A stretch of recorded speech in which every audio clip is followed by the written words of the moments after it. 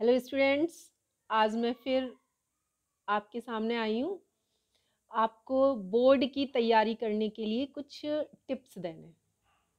Students, आपके board के दिन अब ज़्यादा दूर नहीं हैं, तो आपको कठिन परिश्रम की ज़रूरत है। और उस पर देखिए मौसम कितनी ठंड है। तो सबसे ज़्यादा मेहनत किसको करनी है इस समय? हमारे बॉडी पार्ट्स में से उंगलियों को, क्योंकि ठंड में उंगलियां ही कम चलती हैं। तो बोर्ड एग्ज़ाम तक तो थोड़ा सर्दी कम होगी, लेकिन हमें अभी से प्रैक्टिस करनी है रिटन वर्क की। लिखना है, बार बार लिखना है, कई बार लिखना है, उंगलियों को अभ्यस्त कर लेना है। क्योंकि शब्दों के कंपैरिजन थोड़ा ज़्यादा लिखना होता है। जैसे क्वेश्चन में लिखा होता है 30 वर्ड्स में लिखिए या 100 वर्ड्स में लिखिए, इस टाइप से कुछ लिखा होता है क्वेश्चन में, तो उससे ज़्यादा वर्ड्स लीजिए। ऐसा नहीं है कि उन्होंने कहा 30 में लिखिए तो आप गिन के 30 में लिखेंगे, नहीं, आपको ज़्यादा लिखना चाहिए।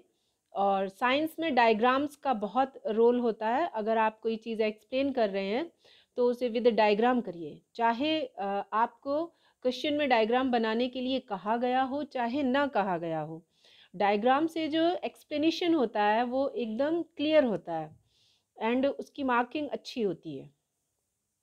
और जो एक्सप्लेनेशन वाला सब्जेक्ट है, जैसे इंग्लिश है या हिंदी है, इसकी व्याख्या करनी होती है, तो बच्चों इसमें ज़्यादा से ज़्यादा आपको लिखना होता है। तो वो ज़्यादा से ज़्यादा लिखने के लिए आपको ज़्यादा से ज़्यादा पढ़ना पड़ेगा, है ना? क्योंकि आपके माइंड में विचार कहाँ से आएंगे? आप लिखेंगे क्या? एक ही लाइन थोड़ी ना रिपीट करते रहेंगे।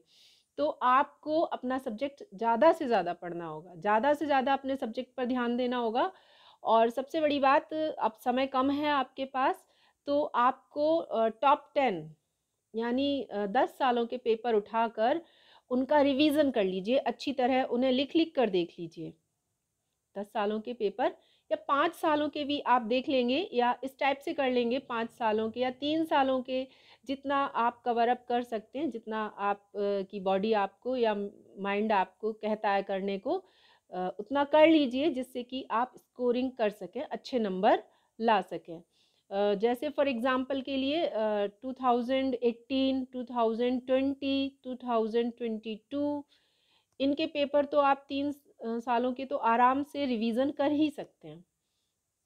इसके अलावा अगर आपकी कैपेसिटी ज़्यादा है तो आपको ज़्यादा से ज़्यादा पढ़ना चाहिए। और एक मैं अपनी तरफ से सलाह दूंगी कि अगर हम मॉर्निंग में जल्दी उठते हैं तो हम दिन भर फ्रेश रहते हैं, क्योंकि वही हमारी दिनचर्या होती है।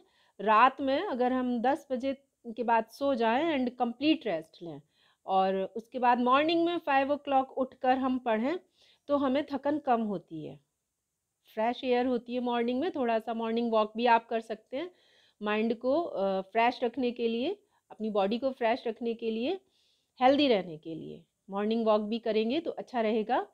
एंड कंसंट्रेशन आपको अपनी पढ़ाई पे लगाना होगा और ज़्यादा से ज़्यादा लिखना होगा। फिर से मैं वहीं आ रही हूँ कि ज़्यादा से ज़्यादा आप इन उंगलियों की मसाज करिए, ज़्यादा से ज़्यादा मसाज करिए, मीन्स पेन लीजिए और जितना याद है या जितना आपको समझ में आ चुका है उसे लिखिए।